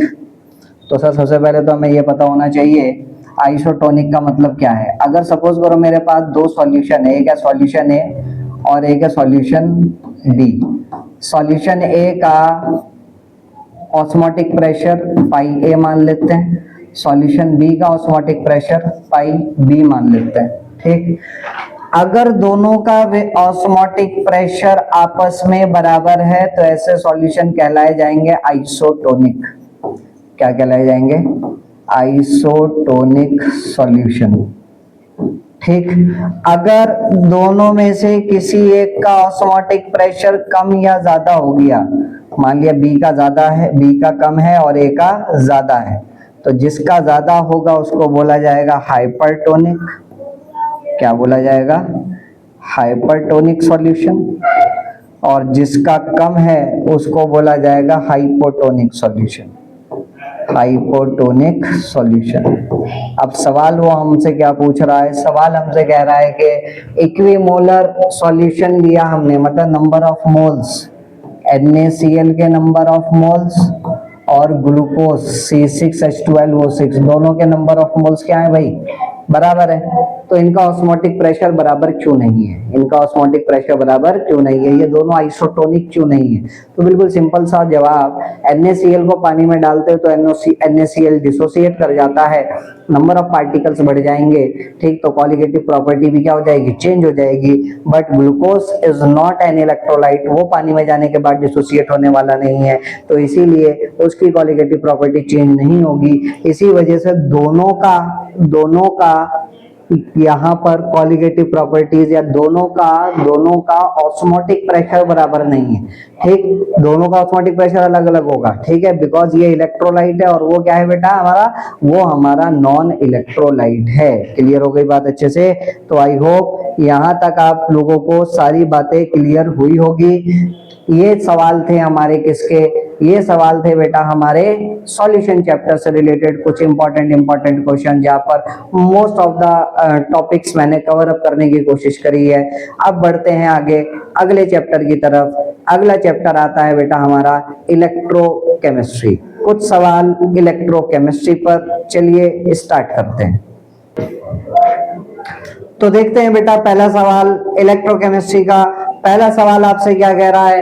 पहला सवाल आपसे कह रहा है the difference between the electrode potential of two electrodes, the difference between the electrode potential of two electrodes when no current is withdrawn through the cell is called। ठीक, दो electrode के potential के बीच का डिफरेंस क्या कहलाया जाता है? जब हम उस सेल से प्रैक्टिकली कोई भी वर्क नहीं ले रहे हैं तो क्या कहलाया जाता है बेटा? ऑप्शन चेक कीजिए, ऑप्शन ए और ऑप्शन बी तो बिल्कुल वाहियात ऑप्शन है, ऑप्शन सी और ऑप्शन डी में से कोई एक ऑप्शन होगा। और क्या बोला जाता है बेटा? उसको बोला जाता है पोटेंशियल डिफरेंस। क्या बोला जाता है? Potential difference. और मोर करेक्टली अगर आपको आंसर बोला जाए तो that is known as EMF of cell. क्या बोलते हैं उसको हम? EMF of cell, that is known as electromotive force. ठीक, so correct answer is EMF of cell. Clear बात अच्छे से? चलिए अगले सवाल की तरफ बढ़ते हैं। बिल्कुल बच्चों सा सवाल था ये आपका। अगला सवाल देखते हैं, अगला सवाल क्या कह रहा है? अगला सवाल आपसे कह रहा है बेटा the correct representation of cell reaction. एक सेल रिएक्शन हो रही है हमारी। सेल रिएक्शन क्या है वो मैं यहाँ पर लिख देता हूँ। Zn+2Ag positive gives you Zn2 positive +2Ag। तो सबसे पहले तो मुझे बताइए किसका ऑक्सीडेशन हो रहा है और किसका रिडक्शन? जिंक बदल रहा है Zn2+ में तो जिंक का हो रहा है ऑक्सीडेशन, Ag+ बदल रहा है Ag में तो Ag का हो रहा है रिडक्शन। तो इसका करेक्ट रिप्रेजेंटेशन क्या होगा? Anodic half cell left side में Zn/Zn2 पॉजिटिव, जिंक डूबा हुआ है Zn2+ आयन में, जिसमें डूबी है सॉल्ट ब्रिज की एक टांग, सॉल्ट ब्रिज की दूसरी टांग डूबी होगी Ag+ में, जिसमें डूबा होगा सिल्वर का इलेक्ट्रोड। तो ये होगा करेक्ट रिप्रेजेंटेशन। देखिएगा कौन सा ऑप्शन मैच हो रहा है, कौन सा ऑप्शन मैच हो रहा है। ठीक, अगर मैं यहाँ पर Ag पॉजिटिव लगाऊं तो अब बताइए कौन सा ऑप्शन मैच हो रहा है? यहाँ पर ऑप्शन नंबर बी हमारा मैच हो रहा है। So B option will be the correct. Clear बात? चलिए आगे बढ़ते हैं, अगला सवाल देखते हैं। अगला सवाल क्या कह रहा है?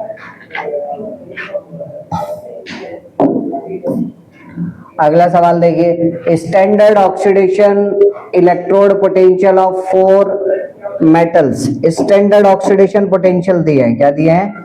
स्टैंडर्ड ऑक्सीडेशन पोटेंशियल SOP अलग अलग इलेक्ट्रोड के दिए हुए, electrode A, B, C and D।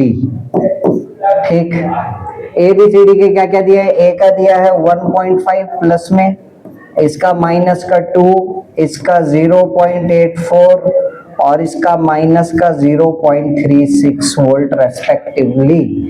The order of increasing reactivity of these metals, in metals का रिएक्टिविटी का ऑर्डर क्या होगा? इंक्रीजिंग रिएक्टिविटी का ऑर्डर क्या होगा इन मेटल्स का, वो हमें यहाँ पर देखना है। ठीक, तो इंक्रीजिंग रिएक्टिविटी मतलब सबसे कम रिएक्टिविटी किसकी होगी? ठीक, और किसके साथ? The order of increasing reactivity of these metals, मैं यहाँ पर क्वेश्चन कंप्लीट कर देता हूँ, विद एसिड। विद एसिड, कोई मेटल एसिड के साथ रिएक्ट कब करेगा? फॉर एग्जांपल अगर मैं Na की HCl के साथ रिएक्शन करवा रहा हूं तो NaCl + H2, NaCl + H2 बनेगा। ठीक, NaCl + H2 कैसे बना? सोडियम की खासियत है कि सोडियम एक इलेक्ट्रॉन लूज करता है Na+ में और एक इलेक्ट्रॉन में। HCl एक H+ देगा, एक Cl- देगा, Na+ और Cl- मिलके क्या बना लेंगे? NaCl, और H+ एक इलेक्ट्रॉन गेन करके हाइड्रोजन बना लेगा। ठीक, और इक्वेशन को बैलेंस करने के लिए 2 H+ हमें यहाँ पर चाहिए, तो इसीलिए यहाँ पर लगा देते हैं हम क्या? 2। ठीक है, एक H को एक इलेक्ट्रॉन चाहिए तो 2H को 2H+ को 2 इलेक्ट्रॉन चाहिए होंगे, तो इलेक्ट्रॉन भी मेरे पास 2 होने चाहिए। ठीक है, अब आप देखिए NaCl भी कितने बन जाएंगे? यहाँ पर 2 बन जाएंगे। क्लियर बात अच्छे से। इसका मतलब हमने यहाँ देखा कि वो मेटल जो आसानी से ऑक्सीडाइज हो पा रहा है वो बड़ी आसानी से हाइड्रोजन को डिस्प्लेस कर लेगा किसी भी एसिड से। तो जिसका एसओपी सबसे ज्यादा होगा उसकी रिएक्टिविटी सबसे ज्यादा होगी, जिसका स्टैंडर्ड ऑक्सीडेशन पोटेंशियल सबसे ज्यादा होगा उसकी रिएक्टिविटी सबसे ज्यादा होगी। तो सबसे ज्यादा रिएक्टिविटी किसकी होगी बेटा, सबसे ज्यादा रिएक्टिविटी किसकी होनी चाहिए, ठीक। The order of increasing reactivity of these metals, सबसे ज्यादा रिएक्टिविटी किसकी होगी बेटा, किसकी होगी बोलो, ठीक। जो जितनी आसानी से electron they they. The standard oxidation electrode potential of 4 metals, standard oxidation electrode potential दिए हुए एसओपी, ठीक। वैसे तो क्वेश्चन में अमूमन तौर पर क्या दे करके रखता है, स्टैंडर्ड रिडक्शन पोटेंशियल। और अगर मैं स्टैंडर्ड ऑक्सीडेशन पोटेंशियल के अकॉर्डिंग चलूं तो ए का सबसे ज्यादा होना चाहिए, ए का सबसे ज्यादा होना चाहिए कि बी का, ए का सबसे ज्यादा होना चाहिए। लेकिन ऐसा ऑप्शन एक ऑप्शन दिख रहा है, चलो देख लेते हैं एक बार, मैं इसको अरेंज कर लेता हूँ। सबसे ज्यादा ऑक्सीडेशन पोटेंशियल ए का है तो ए का सबसे ज्यादा होगा। 1.4 से कम वैल्यू कौन सी आ रही है बेटा, 0.84, ठीक। ए सी, उससे कम वैल्यू किसकी आ रही है बेटा, 0.84 हो गया। 0.84 के बाद कौन आएगा सर, 0.84 के बाद आएगा माइनस का 0.36 मतलब डी, और लास्ट में कौन बचा बेटा हमारा बी। सबसे ज्यादा ए, उससे कम सी, उससे कम डी और सबसे कम बी, ए सी डी बी। तो कोई ऑप्शन मैच हो रहा है, कोई ऑप्शन मैच हो रहा है, बी डी सी ए, डी डी सी ए, तो कोई भी ऑप्शन यहाँ पर मैच नहीं हो रहा है। तो एक बार हम इसको एसओपी ना मान करके एसआरपी मान करके चलते हैं। मान लेते हैं स्टैंडर्ड रिडक्शन पोटेंशियल दिया हुआ है आपको, ठीक है, बिकॉज इलेक्ट्रोड पोटेंशियल यहाँ पर बाय कन्वेंशन इलेक्ट्रोड पोटेंशियल आपका रिडक्शन पोटेंशियल के टर्म्स में रिप्रेजेंट किया जाता है। तो इसको हम एक बार एसआरपी मान करके देख लेते हैं। तो अब यहाँ पर कहानी बदल जाएगी, जिसका स्टैंडर्ड रिडक्शन पोटेंशियल सबसे कम होगा उसकी रिएक्टिविटी सबसे ज्यादा होगी, जिसका स्टैंडर्ड रिडक्शन पोटेंशियल सबसे कम होगा उसकी रिएक्टिविटी क्या होगी भाई, सबसे ज्यादा होगी। सबसे कम स्टैंडर्ड रिडक्शन पोटेंशियल किसका है, सबसे कम स्टैंडर्ड रिडक्शन पोटेंशियल है बेटा किसका, बी का। बी की रिएक्टिविटी सबसे ज्यादा, ठीक। उसके बाद सबसे कम तो किसका हो गया भाई, बी का हो गया। उसके बाद कौन आएगा, उसके बाद आएगा डी, उसके बाद कौन आएगा, उसके बाद आएगा सी, उसके बाद आएगा ए, ठीक। तो इंक्रीजिंग ऑर्डर अगर देखें A C D D, increasing order A C D B option हमें मिल चुका है। ऑप्शन कौन सा ऑप्शन करेक्ट हो चुका है हमारा, सेकंड ऑप्शन हमारा करेक्ट हो चुका है। सो क्वेश्चन में ऑक्सीडेशन रिडक्शन लिखा हुआ है उसने स्टैंडर्ड ऑक्सीडेशन इलेक्ट्रोड पोटेंशियल, यहाँ क्या होना चाहिए था, स्टैंडर्ड रिडक्शन इलेक्ट्रोड पोटेंशियल, या ऑक्सीडेशन रिडक्शन भी लिखने की जरूरत नहीं, सिंपली अगर उसने इलेक्ट्रोड पोटेंशियल बोल दिया तो हम उसको स्टैंडर्ड रिडक्शन पोटेंशियल मान करके अपने सवाल को सॉल्व करेंगे। क्लियर बात अच्छे से। चलिए आगे बढ़ते हैं, अगला सवाल देखते हैं। अगला सवाल क्या कह रहा है,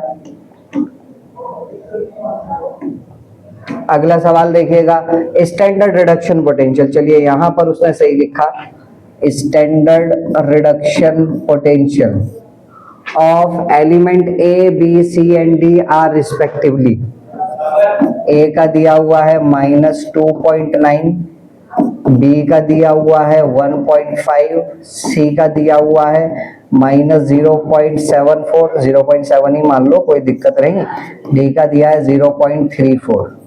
Which among these are strongest oxidizing agent? Strongest oxidizing agent कौन है? अब ऑक्सीडाइजिंग एजेंट वो होगा सर जिसका खुद का क्या हो रहा होगा, रिडक्शन। अब रिडक्शन किसका होगा, जिसका एसआरपी, जिसका स्टैंडर्ड रिडक्शन पोटेंशियल सबसे ज्यादा होगा। तो बताओ स्टैंडर्ड रिडक्शन पोटेंशियल सबसे ज्यादा किसका है, और ये तो नेगेटिव में, ये नेगेटिव में गया, ठीक है। बी और डी में ज्यादा वैल्यू किसकी है, बी की। So B option will be the correct option, B option will be the correct option. Clear हो गई बात अच्छे से। चलिए आगे बढ़ते हैं।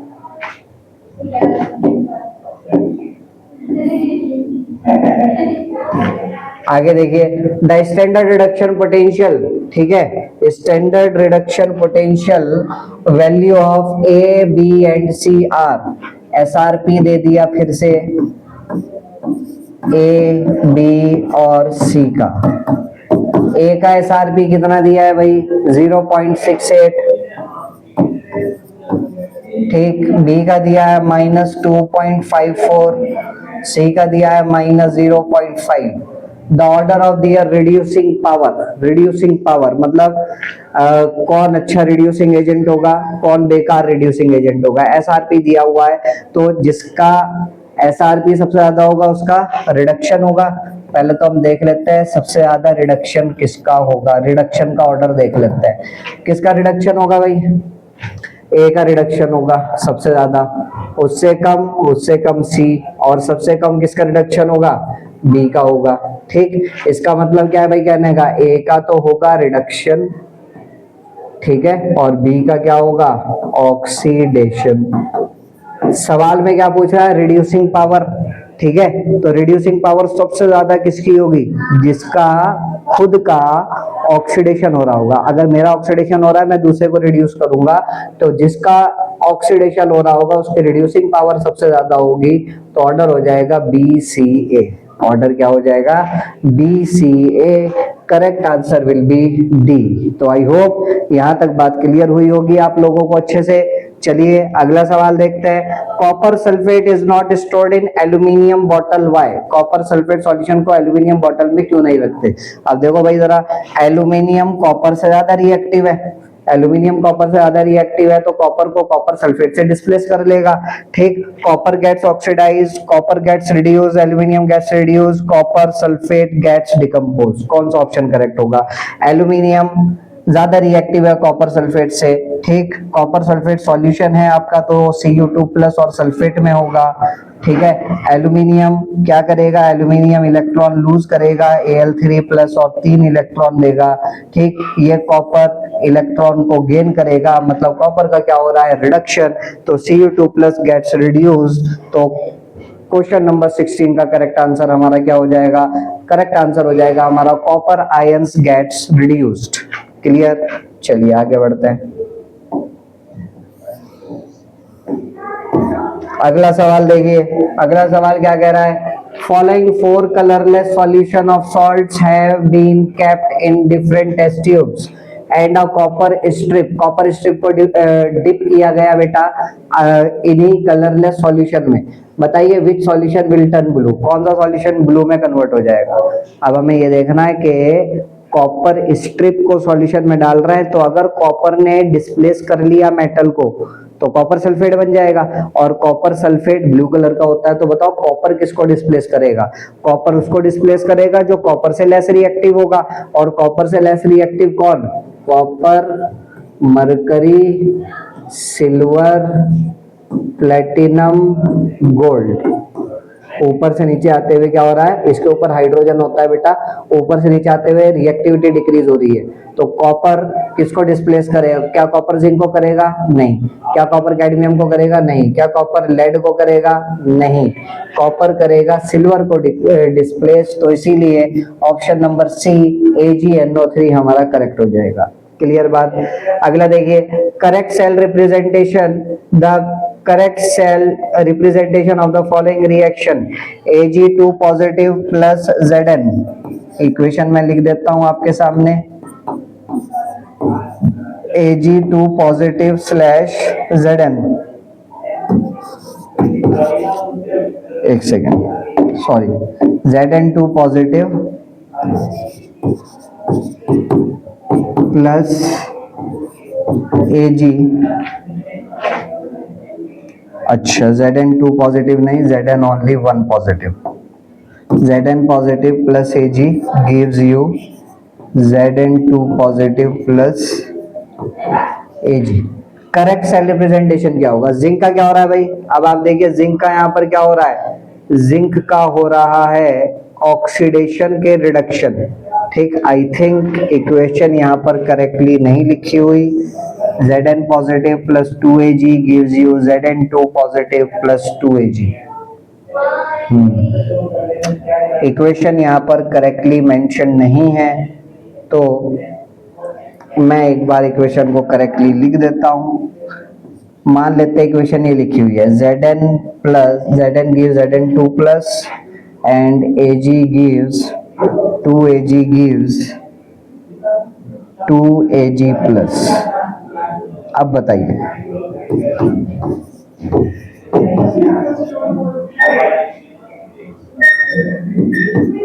ठीक, अब बताइए।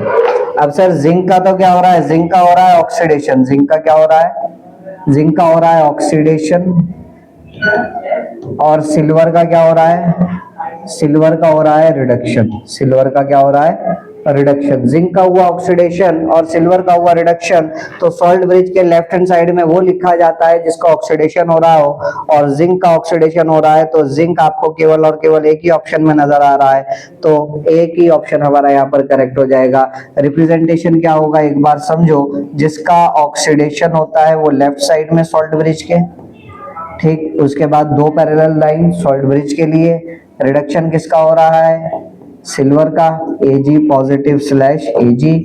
करेक्ट आंसर हमारा क्या हो जाएगा, करेक्ट आंसर बेटा हमारा हो जाएगा डी, करेक्ट आंसर हमारा क्या हो जाएगा बेटा डी, हमारा करेक्ट आंसर हो जाएगा।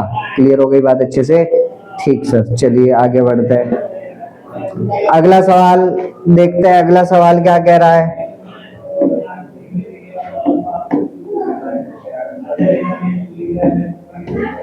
अगला सवाल, Ag प्लस ने एक इलेक्ट्रॉन गेन करा, सिल्वर में कन्वर्ट हुआ, ठीक है। Fe2 प्लस ने दो इलेक्ट्रॉन गेन करे, आयरन में कन्वर्ट हुआ, दोनों का ई नॉट दिया हुआ है, find E cell. E cell बताइए कितना होगा, ठीक, ई सेल कितना, और इक्वेशन भी दे दी उसने आपको, ठीक, ई सेल कितना होगा, ठीक, ई नॉट सेल दिया हुआ है उसने और ई सेल आपसे निकलवा रहा है, तो नर्स्ट इक्वेशन का सवाल है ये।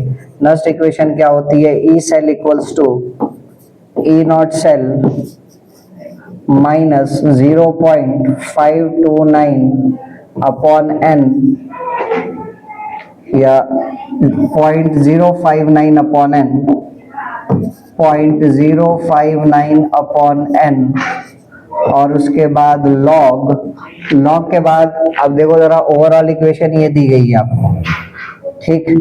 ऊपर क्या आएगा बेटा, ऊपर आएगा आपका प्रोडक्ट साइड में जो है वो आएगा उसकी कंसंट्रेशन, और सॉलिड की कंसंट्रेशन यूनिटी होती है इसीलिए मैं सॉलिड वाला नहीं लिख रहा हूँ, ठीक। नीचे कौन आएगा, Ag पॉजिटिव,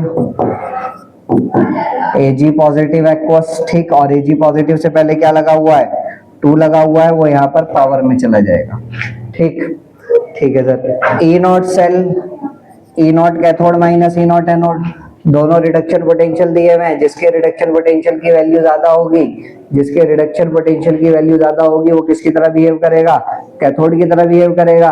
तो कैथोड की तरह कौन बिहेव करेगा बेटा, कैथोड की तरह कौन बिहेव करेगा, कैथोड की तरह बिहेव करेगा आपका ये, कौन बिहेव करेगा कैथोड की तरह, कैथोड की तरह आपका ये बिहेव करेगा, ठीक। तो 0.80 माइनस ऑफ माइनस 0.44, ठीक, इसने बिहेव करा कैथोड की तरह, ठीक। ये आपकी नस्ट इक्वेशन है, बट एक चीज पे थोड़ा सा ध्यान दीजिए, इस सवाल में क्या उसने आपको Fe2 प्लस की कंसंट्रेशन दी है, नहीं सर Fe2 प्लस की कोई कंसंट्रेशन नहीं दी। क्या उसने Ag प्लस की कंसंट्रेशन दी है, नहीं सर Ag प्लस की कोई कंसंट्रेशन नहीं दी। अगर उसने आपको किसी की भी कंसंट्रेशन नहीं दी है तो अनलेस अदरवाइज मेंशन्ड हम ये मान करके चलेंगे सभी की कंसंट्रेशन क्या है, यूनिटी, सभी की कंसंट्रेशन क्या है, यूनिटी। और नस्ट इक्वेशन कब लगाई जाती है, जब कंसंट्रेशन बदलती है। अगर कंसंट्रेशन 1 से चेंज हो रही होगी तो आपकी नस्ट इक्वेशन लगेगी। फिलहाल कंसंट्रेशन उसने सवाल में आपको नहीं दी है तो नस्ट इक्वेशन लगाने की जरूरत नहीं है। तो सिंपली आप यहाँ पर क्या कर सकते हो, सिंपली आपको यहाँ पर ई नॉट सेल निकालना है। क्या निकालना है बेटा, ई नॉट सेल निकालना है। ई नॉट सेल का बस सिंपली फॉर्मूला लगेगा E naught cathode minus E naught anode. E naught cell का सिंपली फॉर्मूला क्या लगेगा, E naught cell equals to E naught cathode minus E naught anode. तो बस अब हमें कैसे पता चला सर कौन कैथोड की तरह बिहेव करेगा और कौन एनोड की तरह? जिसके रिडक्शन पोटेंशियल की वैल्यू ज्यादा होगी वो कैथोड की तरह बिहेव करेगा और जिसकी कम होगी वो एनोड की तरह बिहेव करेगा। तो बस सॉल्व कर लो अब इसको। 0.80 प्लस 0.44 तो कितना आ जाएगा 1.24 वोल्ट हमारे पास आ चुका। ऑप्शन डी हमारा यहाँ पर करेक्ट हो चुका। क्लियर बात अच्छे से? नेक्स्ट इक्वेशन कब लगाते? अगर वो आपको यहाँ पर Fa2+ की कंसंट्रेशन मेंशन करता, Ag+ की कंसंट्रेशन मेंशन करता, तब नेक्स्ट इक्वेशन लगाते। फिलहाल उसने किसी की भी कंसंट्रेशन मेंशन नहीं करी है, इसीलिए नेक्स्ट इक्वेशन लगाने की जरूरत नहीं है। ठीक, चलिए आगे बढ़ते हैं।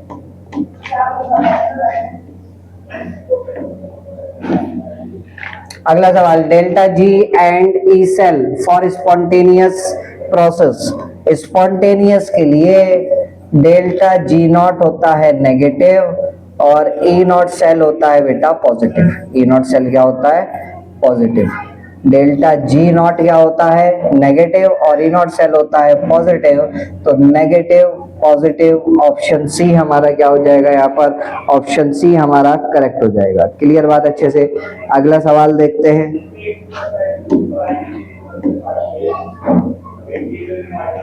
अगला सवाल, विच of the following situation will have the highest conductivity? किसकी कंडक्टिविटी सबसे ज्यादा होगी? किसकी कंडक्टिविटी सबसे ज्यादा होगी? बताइए, ऑप्शन आपके सामने है, 1 मिनट का टाइम देता हूं, सोच करके बताइए।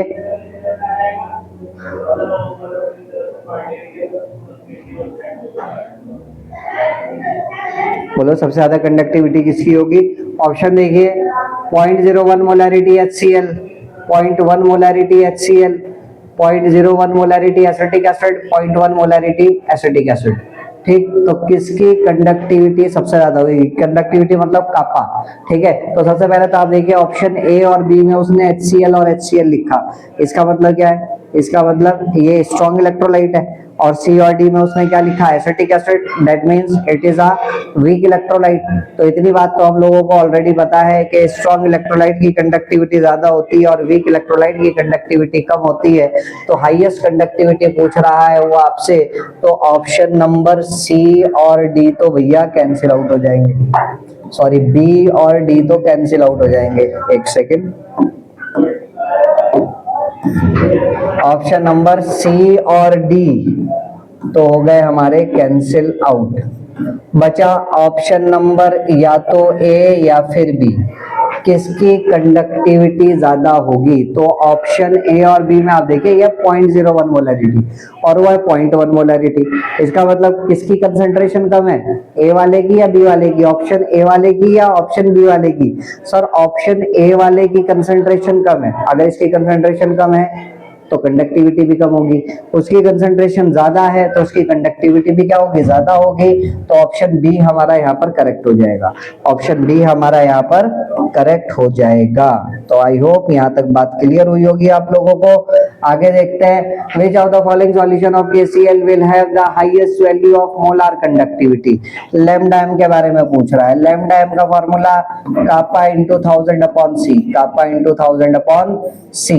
तो यहाँ से क्या पता चला कि लैम्डा एम और कंसंट्रेशन आपस में इनवर्सली प्रोपोर्शनल है। कंसंट्रेशन कम से कम होगी तो लैम्डा एम की वैल्यू ज्यादा से ज्यादा होगी। कंसंट्रेशन कम से कम होगी तो लैम्डा एम की वैल्यू ज्यादा से ज्यादा होगी। तो ऑप्शन ए हमारा यहाँ पर करेक्ट हो जाएगा। कौन सा ऑप्शन करेक्ट हो गया बेटा? ऑप्शन ए हमारा यहाँ पर करेक्ट हो गया, 0.01 मोलैरिटी। ठीक, बिल्कुल आसान सा सवाल। चलिए आगे बढ़ते हैं अगले सवाल की तरफ। अगला सवाल क्या कह रहा है? Kohlrausch gave the following relation for strong electrolyte. ठीक, बताइए कौन सी इक्वालिटी करेक्ट है? कोलरॉच साहब ने क्या बोला था? Lambda M equals to lambda M naught minus A root C. ठीक, ये तो यहाँ ऊपर भी लिखा हुआ है, ये तो यहाँ ऊपर भी लिखा हुआ है, lambda M equals to lambda M naught minus A root C. तो अब आपको बताना है कौन करेक्ट होगा। ठीक, तो देखिएगा, बताइएगा जरा कौन सा ऑप्शन करेक्ट होगा। तो लैम्डा एम नॉट को एक्चुअल में उसने आपको शायद नजर ना आ रहा हो, लैम्डा एम नॉट को उसने यहाँ पर लैम्डा एम इंफिनिटी लिखा है। क्या लिखा है? Lambda M infinity minus A root C. ठीक है, तो लैम्डा इन्फिनिटी क्या है? लैम्डा इन्फिनिटी क्या होगा बेटा? यहाँ पर ये ऑप्शन करेक्ट मुझे नजर आ रहा है। Lambda infinity limiting molar conductivity या फिर molar conductivity of solution at infinite dilution, वो कब होगा? जब कंसंट्रेशन आपका जीरो को टेंड करेगा। When concentration C tends to zero, तो आपकी मोलार कंडक्टिविटी कहलाई जाती है लिमिटिंग मोलार कंडक्टिविटी, या फिर आप उसको molar conductivity of solution at infinite dilution भी बोल सकते हैं। तो बी ऑप्शन यहाँ पर आपका करेक्ट हो जाएगा। चलिए आगे बढ़ते हैं। How many faraday are required to reduce 1 mole MnO negative? यहाँ पर 1 मोल MnO नेगेटिव होगा टू Mn2 पॉजिटिव। बताइए, बिल्कुल आसान सा सवाल। कितना फेरेडे इलेक्ट्रिसिटी की रिक्वायरमेंट होगी टू रिड्यूस MnO नेगेटिव, और MnO नेगेटिव के साथ साथ यहाँ पर MnO4 नेगेटिव होगा। ठीक है, MnO4 नेगेटिव को Mn2 पॉजिटिव में बदलना है, तो बताओ कितने फेरेडे इलेक्ट्रिसिटी की रिक्वायरमेंट होगी? सबसे पहले तो सर ऑक्सीडेशन स्टेट निकाल लीजिए। उधर +2 है, इधर कितना? 4 ऑक्सीजन की वजह से -8, -8 में से -1 ऑलरेडी आ गया, बचा -7, तो इसमें होगा +7। चेंज इन ऑक्सीडेशन स्टेट, +7 से +2 में जा रहा है, तो ऑक्सीडेशन स्टेट में कितना चेंज आया बेटा? 5 का चेंज आया। कितने का चेंज आया? 5 का चेंज आया। तो कितने फेरेडे इलेक्ट्रिसिटी की रिक्वायरमेंट होगी? 5 फेरेडे इलेक्ट्रिसिटी की रिक्वायरमेंट होगी। ठीक, the quantity of charge required to obtain 1 mole aluminium from Al2O3, 1 mole aluminium from Al2O3, 1 mole aluminium चाहिए Al2O3 से, तो एल्यूमिनियम क्या देगा भाई? Al2O3 टूटने के बाद क्या देगा? Al2O3 टूटने के बाद देगा 2 Al3 प्लस और 3 O2 माइनस। ठीक, तो एल्यूमिनियम Al3 प्लस दे रहा है, एल्यूमिनियम पे कितना चार्ज है? +3 का, तो इसीलिए इसका मतलब क्या है? 1 मोल Al2O3 आपको क्या दे रहा है? 1 मोल Al3 प्लस आयन दे रहा है। तो कितने फेरेडे इलेक्ट्रिसिटी की रिक्वायरमेंट पड़ेगी? 3 इलेक्ट्रॉन बाहर निकालने पड़ेंगे, तो कितने फेरेडे इलेक्ट्रिसिटी की रिक्वायरमेंट पड़ेगी सर? 3 फेरेडे इलेक्ट्रिसिटी की रिक्वायरमेंट पड़ेगी। सो 3 Faraday will be the correct answer. 3 Faraday will be the correct answer. Clear हो गई बात अच्छे से? ठीक है सर, चलिए आगे बढ़ते हैं। अगला सवाल देखते हैं।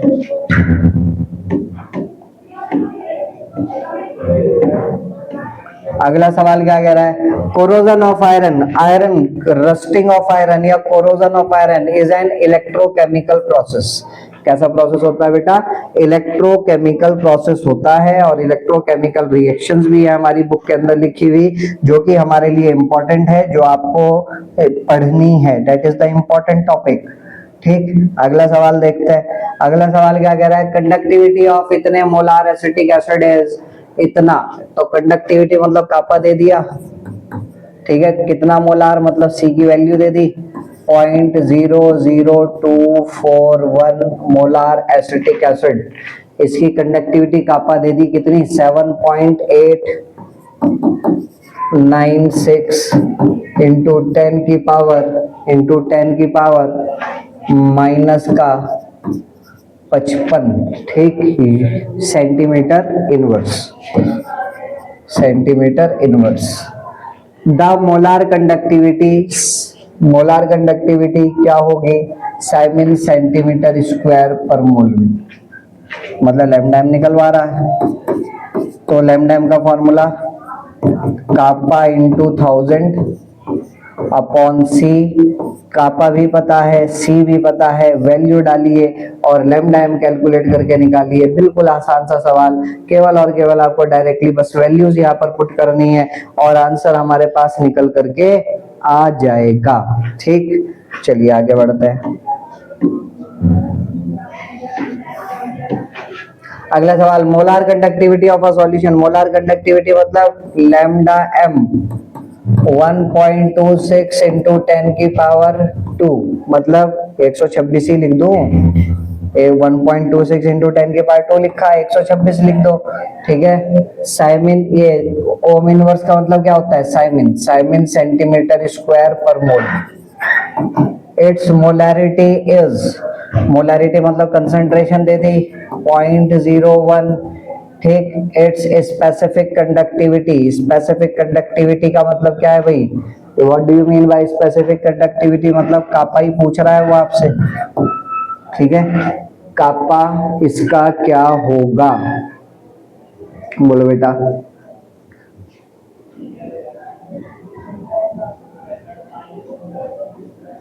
इसका कापा क्या होगा, ठीक है। तो बस lambda M equals to kappa into 1000 upon C वाला ही फॉर्मूला लगाइए। लैम्डा एम आपको पता है, सी आपको पता है, कापा आपको कैलकुलेट करके निकालना है। तो आगे सारा का सारा मैथमेटिकल है, तो आप उसको सॉल्व करके कैलकुलेट करके यहाँ पर निकालिए और आंसर आपके पास आ जाएगा, ठीक। चलिए आगे बढ़ते हैं। अगला सवाल क्या कह रहा है, अगला सवाल वो आपसे कह रहा है कि the increase in molar conductivity of HCl dilution is due to, ठीक। HCl की मोलार कंडक्टिविटी डाइल्यूशन से इंक्रीज होती है, उसका रीजन क्या है, increase in self ionisation of water, hydrolysis of HCl, decrease in self ionisation of water, decrease in inter ionic forces. तो आप देखिए बेटा, HCl ऑलरेडी हमारा एक स्ट्रॉन्ग इलेक्ट्रोलाइट है, और स्ट्रॉन्ग इलेक्ट्रोलाइट का लैम्डा एम डाइल्यूशन करने से स्लोली स्लोली इंक्रीज करता है। उसका रीजन ये है कि स्ट्रॉन्ग इलेक्ट्रोलाइट ऑलरेडी 100% डिसोसिएट होते हैं, ऑलरेडी 100% डिसोसिएटेड होते हैं। अब और ज्यादा पानी ऐड करने से केवल और केवल उनके बीच की इंटर आयनिक फोर्सेस डिक्रीज करेंगी, और ज्यादा आयंस आपको डाइल्यूशन करने के बाद मिलने वाली नहीं है, ठीक। चलिए आगे बढ़ते हैं, लास्ट सवाल देखते हैं आज की क्लास का, क्या कह रहा है। Which of the following is wrong about molar conductivity, मतलब लैम्डा एम के लिए कौन सा स्टेटमेंट गलत होगा वो बताइए।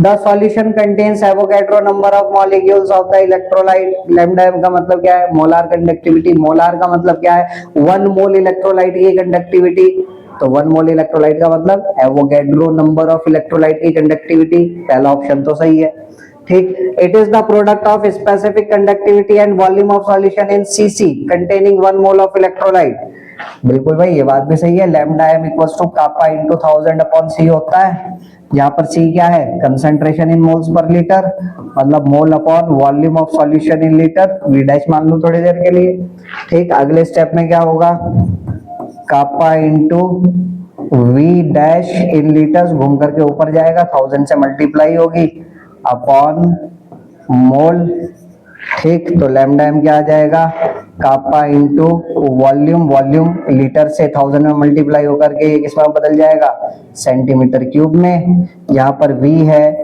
Volume of solution in cc containing 1 mole of electrolyte, ठीक। तो ये भी हमारा करेक्ट है, ये भी कुछ गलत नहीं है। Its units are ohm inverse, ohm, centimetre square, mole inverse. तो लैम्डा एम की यूनिट क्या होती है भाई, साइमन सेंटीमीटर स्क्वायर पर मोल, साइमन सेंटीमीटर स्क्वायर पर मोल। और देखो ओम के ऊपर ओम इनवर्स लिखा हुआ है, ये ओम इनवर्स है बेटा, ठीक है। ओम इनवर्स को ही हम साइमन बोलते हैं। तो ऑप्शन नंबर सी भी करेक्ट है, तो बचा गया ऑप्शन नंबर डी, यही ऑप्शन गलत होगा। This will be our correct. पढ़ लेते हैं एक बार। Its value for 1 molarity NaCl is same as that of 1 molarity glucose solution. नहीं भाई, ये बात बिल्कुल गलत है। लैम्डा एम की वैल्यू NaCl और ग्लूकोज की तो सेम होने वाली नहीं है। NaCl आपका इलेक्ट्रोलाइट है और ग्लूकोज आपका इलेक्ट्रोलाइट नहीं है, तो इलेक्ट्रोलाइट के लैम्डा एम नॉट की वैल्यू लैम्डा एम की वैल्यू ज्यादा होगी, और नॉन इलेक्ट्रोलाइट की तो लैम्डा एम की वैल्यू होगी ही नहीं, वो तो 0 होगी, बिकॉज वो तो इलेक्ट्रोलाइट ही नहीं है, वो तो आयंस में डिसोसिएट ही नहीं कर रहा है। तो आई होप ये सारी बातें समझ आई होगी। This option is wrong. तो आज की क्लास में जो हमने देखा, आज की क्लास में कुछ इंपॉर्टेंट टॉपिक्स से रिलेटेड सवाल मैं आपके सामने लेकर के आया, ताकि उन सवालों के जरिए आपको कुछ टॉपिक्स भी बताए जा सके। ये आपके 2 चैप्टर हमारे यहाँ पर हुए।